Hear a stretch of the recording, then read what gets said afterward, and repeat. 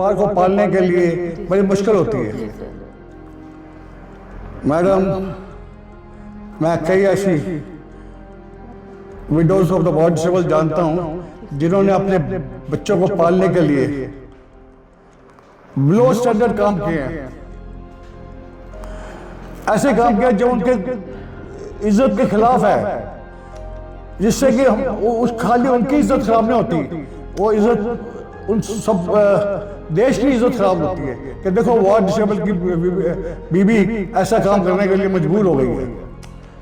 मैं आशा करता हूँ कि शायद गवर्नमेंट और हमारे जो अधिकारी हैं वो इसके बारे में सोचेंगे और ये ऐसा मौका ना आए कि उनको बिलो स्टैंडर्ड काम करना पड़े उन विधवाओं को जिनके पति जल्दी उम्र में मर जाते हैं।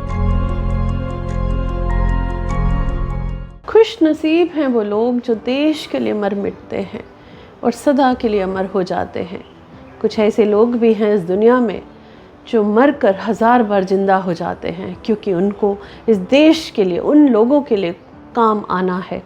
ऐसे ही एक ऐसी शख्सियत हैं कैप्टन एन.के. महाजन, जिनके ऑफिस आज हम दिल्ली में आ पहुँचे हैं उनसे मुलाकात करने के लिए। उनके अंदर वो जज्बा है देश के लिए, देश के वीर जवानों के लिए जो डिसेबल हो जाते हैं। मैंने आपको पहले भी बताया है, शहीद एक बार मरता है, लेकिन जब डिसेबल हो जाते हैं वो हर पल मिटते हैं। हर रोज़ उनकी ज़िंदगी जो है वो खतरे से खाली नहीं होती। तो ऐसी अनगिनत कहानियों में से एक कहानी है कैप्टन एन.के. महाजन की।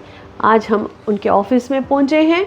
ऑफिस का नाम है disable war veterans India register है ये ऑफिस। एक ऐसी तीर्थ जगह पे आज पहुंचे हैं हम जो वॉर डिसेबल का ऑफिस है, जिसको चलाते हैं कैप्टन एन.के. महाजन। और यहाँ पहुँचते ही माथा अपने आप झुक जाता है और सल्यूट करने को दिल करता है, क्योंकि एक पवित्र जगह है। एक ऐसा ऑफिस कहना तो हमारे लिए छोटा वर्ड हो जाता है। एक ऐसा मंदिर जिसको सजो के रखा हुआ है कैप्टन एन.के. महाजन ने। सामने आते ही नज़र पड़ी तो एक ऐसी नारी है, एक ऐसी योद्धा नारी जिनका नाम है श्रीमती करुणा पंडित जी, जिन्होंने अपने पति के नाम से जिनको वीर चक्र मिला था। सामने ही मेजर विजय कुमार जी की फ़ोटो है, ये आप देख सकते हैं। मेजर विजय कुमार जी को वीर चक्र मिला था 15 दिसंबर 1938 को रोपड़ में। श्री B.I.N. पंडित के परिवार में ये पैदा हुए थे। भारतीय सेना में जनवरी 1961 में कमीशन्ड ऑफिस बनने के पश्चात उन्हें 19 मराठा लाइट इन्फेंट्री में भेजा गया। 1965 के भारत पाक युद्ध में दुश्मन से लड़ते लड़ते जब वो बुरी तरह घायल हुए, उनकी वीरता, दृढ़ता, अदम्य साहस और कर्तव्य परायणता के लिए भारत के राष्ट्रपति ने उन्हें वीर चक्र प्रदान किया। 20 नवंबर 1973 को उनका विवाह श्री बख्शी लाल मुकुंद जी की पुत्री करुणा जी, जिनकी फ़ोटो हम यहाँ पे दिखाई है, दिल्ली में संपन्न हुआ। युद्ध में घायल होने के कारण विकल्प और विकलांग सैनिकों के सेवार्थ और सहायतार्थ गठित विकल युग वीर India disabled war veterans India के गठन में उन्होंने विशेष योगदान किया। इस संस्था में महामंत्री जनरल सेक्रेटरी के पद पर आसीन रहकर अरसे तक सराहनीय कार्य किया। ऐसे वीर योद्धा को हम सलाम करते हैं। इस ऑफिस की शुरुआत की गई थी 14 दिसंबर 1978 में और इसके जो फाउंडर मेंबर्स हैं उनकी सबकी फ़ोटोज़ यहाँ लगी हुई हैं। सबसे ऊपर हैं कैप्टन एन.के. महाजन, उनके बाद हैं मेजर विजय कुमार VRC, उनके नीचे हैं मेजर B.V. बहल जी और major JHPS Ahluwalia ji, major R.L. Grover sir और major J.H. Sethi sir, major R.K. Arora VRC, captain T.R. Taneja ji और मेजर S.S. सिकंद, ये सारे यहाँ के फाउंडर मेंबर हैं। और इस ऑफिस को चलाते हुए इनको बड़ा ही गर्व का महसूस होता था। इस ऑफिस में इंदु रावत जी बैठी हुई हैं, ये पूरा ऑफिस संभालती हैं। सर भी यहाँ कंप्यूटर पे बैठे हुए इस ऑफिस का काम संभाल रहे हैं। चलते हैं आगे, बताते हैं आपको। यहाँ पे कुछ ऐसे वॉर डिसेबल्ड सोल्जर्स की फ़ोटोज़ लगी हुई हैं जिनको देखते ही हमारा सर जो है वो श्रद्धा से झुक जाता है। ये ऐसे वीर योद्धा हैं जिनकी कईयों की आंखें चली गई, कईयों के हाथ कट गए, कईयों के तो टांगे, हाथ और आंखें भी चली गई। वो हैं राइफलमैन जिगमित ऑक्सीजन। आप देख सकते हैं इनकी आंखें भी नहीं हैं, इनकी बाजुएं भी नहीं हैं और इनका धड़ भी नहीं है। ये लेह लद्दाख ठंडे इलाके में रहते हैं और मैंने सुना है कि इनकी सिस्टर ही इनकी देखभाल करती हैं, उन्होंने शायद शादी भी नहीं करी है। दूसरे यहाँ पे हैं सिपाही चित्र सिंह जी। ये भी आप देख सकते हो, एक इनकी बाजू कटी है, दोनों इनकी टांगे भी कटी हैं, शायद ये आंखों से देख भी नहीं सकते हैं। उनके साथ हैं आप देख सकते हो प्रदीप कुमार जी एनपी, जिनकी आंखें कटी हुई हैं। ऐसे ऐसे वीर योद्धा जिन्होंने देश के लिए अपना सब कुछ कुर्बान कर दिया। साथ में है कैप्टन कुलदीप सिंह जी, आप देख रहे हो। हमें थोड़ी सी चोट लगती है और हम घबरा जाते हैं, हमें लगता है थोड़ा सा दुख आता है ज़िंदगी में तो हमें ऐसा लगता है कि जैसे ज़िंदगी ख़त्म हो गई है। वहीं एक तरफ ऐसे धरती के योद्धा, धरती के पुत्र आज भी ज़िंदा रहे हैं और दिखाते हैं कि ये आप जी सकते हो, अगर आप चाहो तो आप कुछ भी कर सकते हो। इस दुनिया में आए हो, एक बार आपने जन्म लिया है तो आप उस जन्म को व्यर्थ मत होने देना। आइए चलते हैं आगे। आगे हैं यहाँ के करता धरता, जिनकी कहानी जो है अपने आप में एक मिसाल है। सामने बैठे हैं कैप्टन एन.के. महाजन सर, जो हमारे लिए उनसे मिलना बड़े गर्व की बात है। सर नमस्ते। जय हिंद। नमस्कार। जय हिंद सर। जय हिंद। कैसे हैं सर आप? First class. Captain N K. Mahajan की कहानी से ही सुने तो बेहतर रहेगा, क्योंकि इन्होंने ऐसी जंग लड़ी है जिसको लड़ना नामुमकिन के बराबर था, लेकिन आज हमारे सामने बैठे हैं, शायद हमसे भी ज़्यादा हिम्मत रखते हैं। सर आपसे पूछना चाहेंगे कि करगिल का वो दौर कैसा था जब आप युद्ध में शामिल हुए? मैं करगिल में शामिल हुआ तो मैं 1971 के लड़ाई में शामिल हुआ था जी। 1971 की लड़ाई बांग्लादेश लिबरेशन वॉर के बाद से जानी जाती है। इस लड़ाई का मकसद था बांग्लादेश को आज़ाद कराना। मैं उस लड़ाई में मैंने अपने आप भाग लिया और मैं बुरी तरह जख्मी होने के बाद मैं रिटायर कर दिया गया।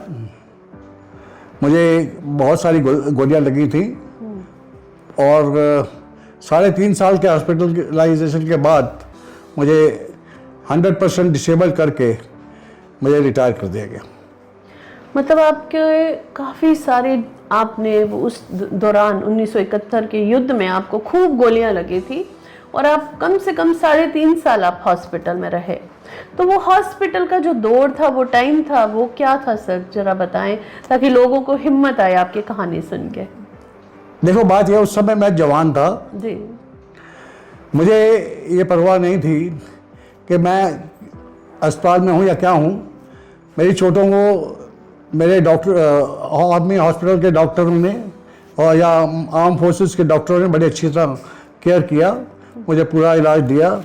मैं वरीड था कि अब मैं रिटायर हो जाऊंगा तो मैं क्या करूंगा, पर उस समय जो हमारे को देखने के लिए किया गया उसका जवाब नहीं है। और परंतु मैं ये कहूँगा कि मैं रिटायर होने के बाद कोई बुरी हालत में नहीं हूँ। ठीक है, मुझे ठीक पेंशन मिल रही है, पर मुझे बहुत अफसोस है कि वॉर डिसेबल्ड एक कम्युनिटी जो है is a forgotten community. War disable कोई याद नहीं रखता। मार्टियर्स इनकी, यहाँ ये मार्टियर्स की सेक्रीफाइस सुप्रीम है, ये मैं मानता हूँ, पर वॉर डिसेबल की सेक्रीफाइस कोई कम नहीं है। मार्टियर एक बार मरता है, वॉर डिसेबल हर रोज मरता है। कोई ना कोई उसके कारण होता है कि वो परेशान रहता है। अब जिन लोगों की पैर कटे हुए हैं उनको पैर में आर्टिफिशियल लिम्ब तो मिला है, पर लोग ये समझते नहीं कि वो आर्टिफिशियल लिम्ब से कितनी प्रॉब्लम होती है। उनको पहनने से छाले हो जाते हैं, जख्म हो जाते हैं और उनके बाद चलना मुश्किल हो जाता है। पर इन सब प्रॉब्लम के बाद भी मैं जवान अभी कह सकता हूँ, मेरे जवान फिर भी बुलंद है। सर एक चीज़ बताइए, जो आर्टिफिशियल लिम्स लगते हैं, वो लिम्स लगने के बाद भी जब वो चलते हैं फिरते हैं तो उनको जब वो जख्म हो जाते हैं, इतना आसान तो नहीं है कि लोग सोचते हैं कि आर्टिफिशियल लिम्स लग गए, बाजुएं लग गई, टांगे आर्टिफिशियल लग गई तो उनकी लाइफ जो है वो बड़े अच्छे से कट गई है। सर का कहना है कि जब वो आर्टिफिशियल लिम्स से चलते हैं तो वो जख्म हो जाते हैं, घुटनों में खून निकलने लगता है, बाजों में खून निकलने लगता है, तो उनका ज़िंदगी जो है वो इतनी आसान नहीं होती है कि देश सोचता है, हम लोग सोचते हैं कि आर्टिफिशियल लिम्स लगी हैं, वो चल रहे हैं, दौड़ रहे हैं, लेकिन उनकी लाइफ जो है वो कैसे बीतती है वो उनको ही मालूम होता है। मैं आपको इससे पहले कि मैं आपको आर्टिफिशियल लिम्ब के बारे में कुछ बताऊं, जी, मैं ये बताना चाहता हूं कि दिवावे मतलब डिसेबल्ड वॉर वेटरन संस्था से पहले जो आर्टिफिशियल लिम्ब दिए जाते थे वो बहुत भारी होते थे। अच्छा, भारी होते थे, पुराने टाइप के थे, भारी होते थे। डिसेबल्ड वॉर वेटरन ने इसको टेकअप किया और हमने बहुत इंसिस्ट किया, बहुत इस पर फॉलो अप किया। उसके बाद जो हम कहते थे कि हमें हमारे जो एम्पूटेटेड जिनकी एम्पूटेशन हुई है उनको आप कम से कम अगर मॉडर्न नहीं तो सेमी मॉडर्न तो लिम्ब दो जो हल्के होते हैं। पर जो भारी लिम्ब होते थे वो भारी लिम्ब से जख्म हो जाना, ब्लीडिंग भी हो जाती थी, जख्म हो जाना, जख्म पर छाले पड़ जाना, ये बहुत मामूली सी बातें हैं। इसके लिए जो भी मर्जी कहो आप, इनका इलाज केवल एक ही है कि वो आराम करें। तो सर क्या इनको गवर्नमेंट की तरफ से फैसिलिटीज़ उतनी मिल जाती है कि इनकी ज़िंदगी जो है वो सुकून से चले, या उसके लिए भी आपको बहुत ज़्यादा फाइट करनी पड़ती है इनके हक के लिए? देखो, मैं ये मानने को तैयार हूँ कि गवर्नमेंट ने बहुत सारी फैसिलिटीज़ दी हैं और दे रही है, पर उन फैसिलिटीज़ को अच्छी तरह उन जवानों जो जवान जख्मी होते हैं उनको ना बताना भी एक बहुत बड़ा अन्याय है। मैं as a war disabled president of the disabled war veteran, मैं इस बात के लिए लड़ता रहा कि जो आप फैसिलिटीज़ देते हैं उनको आजकल एक ही मीडिया है, टेलीविज़न, उन पे अनाउंस कीजिए ये फैसिलिटियाँ हैं, आपको एंजॉय कीजिए। उनको लोगों को पता ही नहीं है कि कौन कौन सी फैसिलिटीज़ है। तो इसीलिए हम फिर कहना चाहेंगे कि जो फैसिलिटीज़ आप दे रहे हो उनको कम से कम आप टेलीविज़न पे बताओ जवानों को। मेरे जवान जो है वो कंप्यूटर पे जो आप कहते हैं वेबसाइट में सब कुछ हमने लिख दिया, उनको नहीं देख सकते। और कई जगह ऐसी जगह जहाँ पे आपका इंटरनेट नहीं चलता, वहाँ पे वो परेशान हो जाते हैं। तो वहाँ पे उनको बताने के लिए कोई आपके पास एक ही तरीका है। आज टीवी तो हर जगह कोई देखता है, तो टीवी में अनाउंस करो। सर का कहना है कि सर की कुछ बातें हमारी समझ में आ रही है कि जो भी गवर्नमेंट फैसिलिटीज़ देती है, जो अनाउंस करती है, जो उनको बेनिफिट्स दिए जाते हैं, लोगों तक तो पहुंचते नहीं हैं क्योंकि अंधे हो गए हैं, ब्लाइंड हो चुके हैं लोग, और उनको ये सोशल मीडिया का नॉलेज नहीं है। वो कैसे देखेंगे, कैसे सुनेंगे? तो टीवी एक ऐसा माध्यम है कि कोई ऐसा प्रोग्राम मोदी सरकार को करना चाहिए जिससे घर घर पे बैठे हुए लोग, कम से कम टीवी तो सब लोग देखते हैं, सुन सकते हैं, जो देख नहीं सकते वो तो सुन भी सकते हैं। तो कुछ ऐसे जो उनके हित के लिए कुछ ऐसी फैसिलिटीज़ दी हैं मोदी सरकार ने, तो मैं जब भी हमारी ये वीडियो देखें, जब सरकार तक ये हमारी वीडियो पहुंचे, तो हम उनसे एक ही बात कहना चाहेंगे कि अपनी कोई टीम हायर कीजिए, जो ये डेली का कोई हफ्ते का एक ऐसा प्रोग्राम ऑर्गेनाइज किया जाए जिससे घर बैठे हुए लोगों को ये फैसिलिटीज़ मिले। वरना गवर्नमेंट फैसिलिटीज़ देती है, अगर उन तक ही नहीं पहुंचेगी तो फैसिलिटीज़ का कोई फ़ायदा नहीं होगा। सर मैं आपसे पहले इसे आप आगे कोई सवाल पूछे, मैं आपको बताना चाहता हूँ कि awareness about the war disabled is zero. लोग मार्टियर्स को याद रखते जी। हैं, ठीक है, उनकी सेक्रीफाइस बहुत ज़्यादा है, पर हमारी सेक्रीफाइस, मैंने जैसे पहले भी बोला है कि हमारी सेक्रीफाइस वॉर डिसेबल्ड की सेक्रीफाइस कम नहीं है। जी जी जी वो रोज मरता है, वॉर डिसेबल्ड कोई पहचानता ही नहीं जी। कि ये वॉर डिसेबल्ड है। और डिसेबल्ड वॉर वेटरन का गठन का कारण भी यही है कि हम लोग चाहते थे कि अवेयरनेस हो, वॉर डिसेबल्ड लोग पहचाने। इस संस्था को बनाने में 1977 में मैं हॉस्पिटल में था, जी। वहाँ पे एक वॉर डिसेबल्ड सोल्जर था जिसके दोनों पांव कटे हुए थे। वो बेंच पे बैठा हुआ था और नीचे स्ट्रेचर पे उसकी वाइफ थी। ये वाकया है एक्सरे डिपार्टमेंट का। वो वाइफ थी, मुझे भी एक्सरे के लिए भेजा गया, मेरी वाइफ ने मुझे एक्सरे के लिए ले गई, मेरे एकदम एक्सरे हो गया। पर वो लड़का जो बच्चा था, वॉर डिसेबल्ड सोल्जर था, वो रो रहा था। तो वाइफ ने पूछा क्यों रो रहे हो? उसने बोला कि मैडम 2 घंटे हो गया मैं यहाँ पे पड़ा हूँ, खड़ा हूँ, मेरी वाइफ सीरियस है, उसका एक्सरे करना है, एक्सरे नहीं हो रहा। जो भी हुआ एक्सरे तो करा दिया गया, पर रास्ते में चलते हुए मुझे कहा गया कि आप कोई ऐसा काम क्यों नहीं करते जिसमें कि आप वॉर डिसेबल्ड सोल्जर्स को मदद कर सकते। किसने? आपकी वाइफ ने बोला ये बात? मेरी वाइफ ने बोला। अच्छा। मैंने कहा ठीक है, सोचने लगा, सोचते सोचते मुझे मेजर विजय कुमार मिले। उनका भी आइडिया यही था। हमने सोचा कि हम एक नई संस्था बनाने के बजाय हम पुरानी संस्था वालों को कहें कि हमारे लिए काम करो। कोई तैयार नहीं हुआ। फिर मैंने और विजय कुमार ने, मेजर विजय कुमार जो वीर चक्रा हैं, उन्होंने सोचा कि हम लोग एक नई संस्था खड़ी करेंगे। इससे 1978 में 14 दिसंबर 1978 में रजिस्टर्ड ऑर्गेनाइजेशन का गठन हुआ जिसका नाम है डिसेबल्ड वॉर वेटरन्स। जो और हमारा मिशन है उन सारे वॉर डिसेबल्ड के पास पहुंचना जो वॉर डिसेबल्ड है, चाहे वो किसी भी कॉर्नर में, रिमोट कॉर्नर में रहते हैं, पहाड़ में रहते हैं, कहीं भी रहते हैं, हमारा मिशन है उनके पास पहुंचना। और आज तक हमने काफ़ी सफलता पाई है।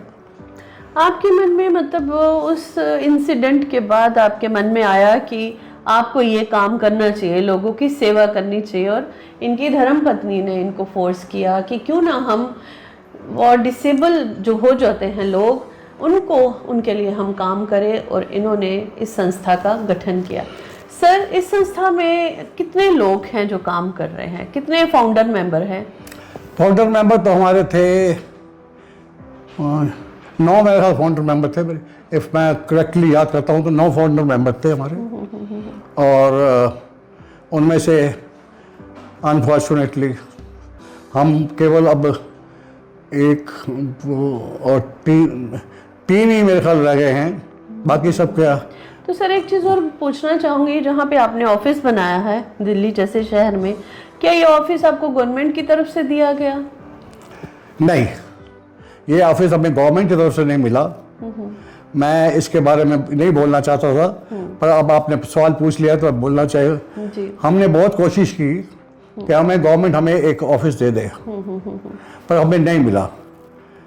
लकीली मेजर विजय कुमार की वाइफ श्रीमती करुणा पंडित ने एक दिन मेरे से पूछा कि मैं कुछ करना चाहती हूँ, तो मैंने कहा अगर तुम करना चाहते हो तो हमें कोई ऑफिस दे दो। तो उन्होंने हमें ये ऑफिस पूरा फुल्ली फर्निश्ड ऑफिस डोनेट किया। ये करुणा जी ने दिया। और मैं सच्चाई में ये बताना चाहता हूँ कि जो हमने काम किया है, जो हमने अचीवमेंट की है, वो सारे इसी ऑफिस के में एक्टिवली काम करने के कारण हुई हैं।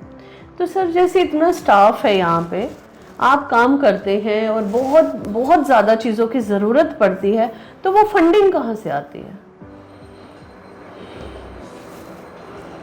आपने दुखती रग पर हाथ रख दिया। मेरे पास, क्योंकि सर हम जानना चाहते हैं, हम आज तक जितना भी फंड इकट्ठा कर सके हैं या जिस फंड से हम चल रहे हैं, वो फंड हमारे मैक्सिमम हमारे वॉर डिसेबल्ड सोल्जर्स ने दिया है। उसमें ऑफिसर्स ने काफ़ी ज़्यादा कंट्रीब्यूट किया। ये नहीं कि मैं जवान और रजिस्टर नहीं कर रहे, वो भी करते हैं, पर जो मैक्सिमम है वो वार्ड डिसेबल ऑफिसर ने कंट्रीब्यूट किया, उसके सारे हमें कुछ थोड़ा सा राहत मिलती है, बहुत छोटी सी ग्रांट मिलती है, वो उससे हम चल रहे हैं। मैं उससे हमारा कुछ होता नहीं है, पर वो एक ग्रांट है, हम लेते हैं उसको। जी जी जी। बाकी सारा आपके वार्ड डिसेबल में जितने भी ऑफिसर्स हैं वो फंड, ऑफिसर्स, जवान, जेसीओ सब, ये सारे लोग खुद के लिए ही खुद का फंड इकट्ठा करते हैं। कितनी बदकिस्मती की बात है कि मतलब यहाँ गवर्नमेंट इतनी फैसिलिटीज़ दे रही है, पूरे हिंदुस्तान में इतने ज़्यादा प्रोजेक्ट वो दे रही है, वही एक तरफ वो कभी उन्होंने ध्यान क्यों नहीं दिया कि जब ये ऑफिस चला रहे हैं, लोगों की सेवा कर रहे हैं, वो पैसा कहाँ से आएगा? क्या किसी ने एक बार भी सोचा इनकी हालत के लिए कि इन लोगों को खुद का ही पैसा इकट्ठा करके ये खुद की ही सेवा में लगाते हैं? तो बड़ी बदकिस्मती की बात है ये। शायद ये वीडियो देख के दूर तक लोग पहुंचाए इस वीडियो को, ताकि गवर्नमेंट इनकी सहायता करे। हमें मोदी जी से बहुत सारी उम्मीदें हैं। हमें लगता है कि मोदी जी एक फरिश्ता बनकर इस पृथ्वी पे आए हैं, तो शायद वो ये आवाज़ सुने और उनको कानों तक ये आवाज़ पहुँचे, ताकि इनको जद्दोजहद ना करनी पड़े।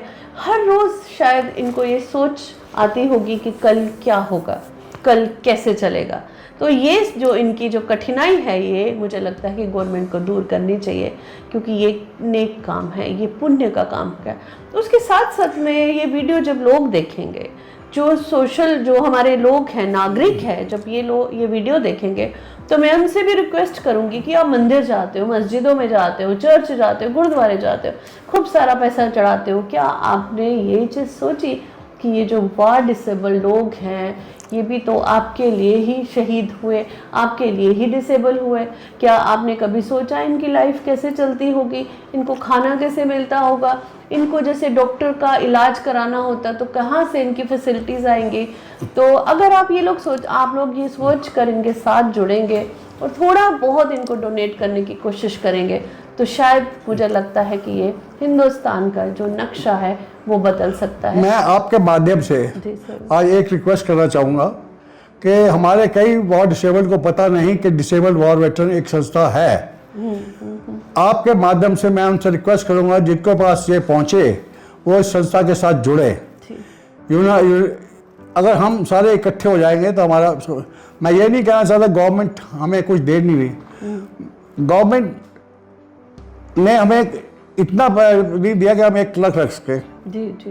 हम उसके लिए गवर्नमेंट से रिक्वेस्ट कर रहे हैं, और अब आर्मी हेडक्वार्टर से भी रिक्वेस्ट कर रहे हैं कि वो हमें देंगे, और मुझे आशा है कि वो देंगे।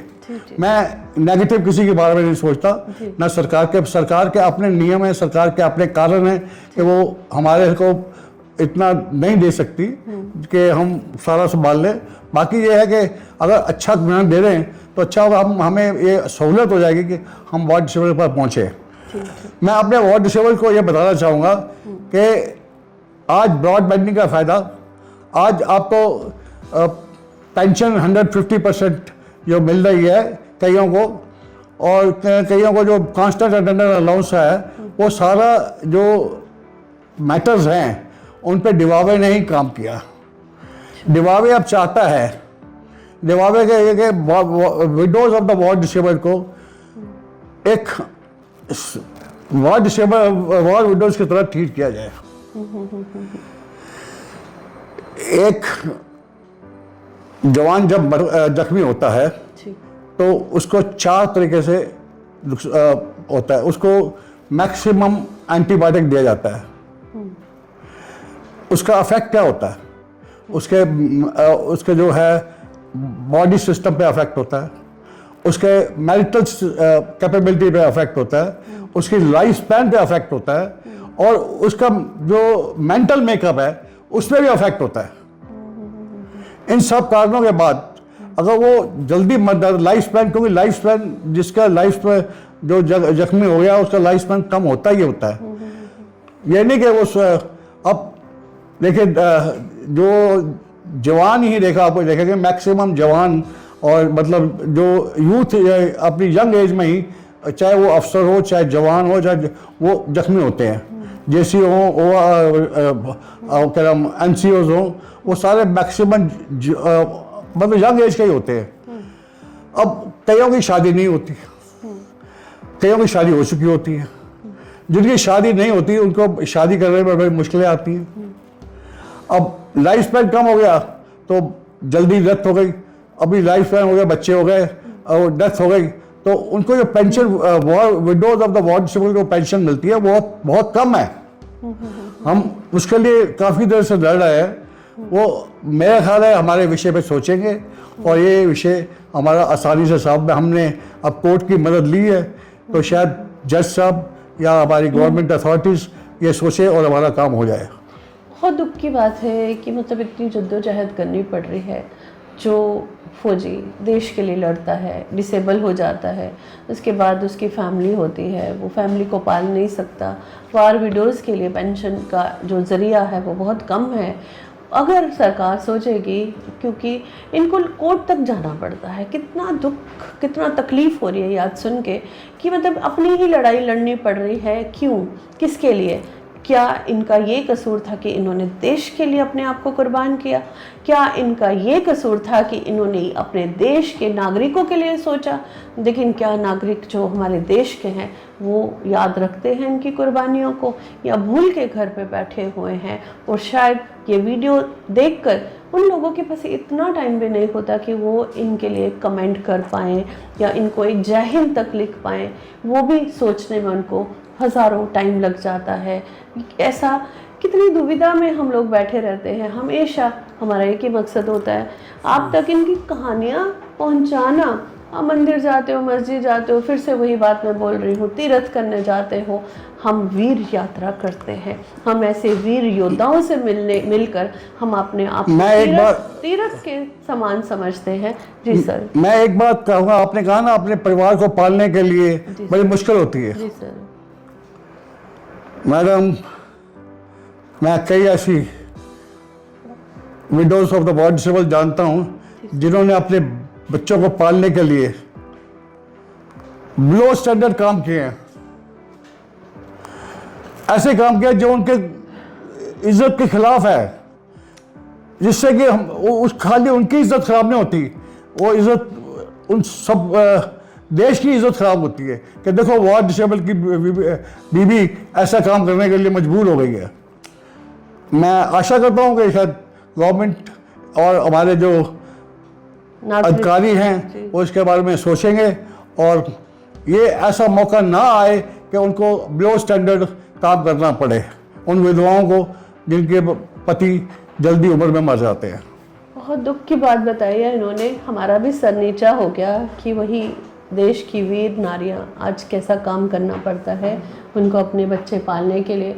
मैं सरकार को तो कहती ही रहती हूँ, लेकिन आज मैं नागरिकों को, आम पब्लिक जो हिंदुस्तान की है, मैं उनको भी कहना चाहूँगी कि ये ऑफिस यहाँ पे खुला हुआ है, कैप्टन एन.के. महाजन इनको चला रहे हैं, बहुत जद्दोजहद करते हैं। इनके खुद इतने ढेर सारे ऑपरेशन हो चुके थे, ये डेथ बेड से उठकर आज इस कुर्सी पे बैठे हैं, तो इनके सल्यूट तो बनता है। ये लोगों के लिए काम करते हैं। आप इनके साथ जुड़िए, इनकी मदद कीजिए और हो सके तो आप अपने हिस्से का चंद थोड़े से कुछ तो इन लोगों के बारे में सोचिएगा। ये सोचेंगे पूरा हिंदुस्तान। मैं ये नहीं कहना चाहती कि आप बहुत बड़ा कुछ दे दो। आप कहते हैं कि बूंद बूंद से तो समुंदर बनता है। आप इस संस्था से जुड़िए। और जो लोग जिनको पता नहीं है इस संस्था के बारे में, तो मैं सर आपसे रिक्वेस्ट करूंगी आप अपना पूरा एड्रेस बताइए और संस्था का नाम बताइए और आप फ़ोन नंबर भी बताइए ताकि लोग अगर जो भी आपसे जुड़ना चाहेंगे वो यहाँ तक पहुँचे। हमारी संस्था का नाम है डिसेबल्ड वॉर वेटरन्स। ये एक संस्था रजिस्टर्ड है और ये केवल एकमात्र संस्था है जो वॉर डिसेबल की एकमात्र संस्था है जो गवर्नमेंट से रिकॉग्नाइज्ड है और केवल यही संस्था जो है एक्टिवली काम कर रही है। इसका पता है इस समय जो हमारा ऑफिस है C6-18/1 Safdarjung development area behind India post and telephone exchange Hauz Khas new Delhi 11 0016। हमारा टेलीफोन नंबर है, लैंडलाइन नंबर को मैं बताऊंगा पहले, 01141315492। हमारा मोबाइल नंबर है 9999011712। आप और हमारा ईमेल आईडी है डिवावे DIWAVE1 न्यूमेरिकल 1 @gmail.com। किसी को भी, किसी भी वार्ड डिसेबल को कोई प्रॉब्लम होने पर या widows of the ward disable को प्रॉब्लम होने पर हमारे से संपर्क करें। हम उन सब की अधिक से अधिक मदद करने की कोशिश करेंगे, जितनी हमारे पास पॉसिबल होगा हम करेंगे। जय हिंद। सर एक चीज़ ज़्यादा एक चीज़ और मैं आपसे पूछना चाहूँगी, आपका ऑफिस सिर्फ दिल्ली में है या किसी और सिटी में भी है? हमारे इस समय 9-10 ऑफिसेज हैं, जो हमारे स्टेट प्रेसिडेंट्स हैं, उनकी लिस्ट भी मैं आपको दे सकता हूं, पर वो काफ़ी लंबी हो जाएगी इसमें।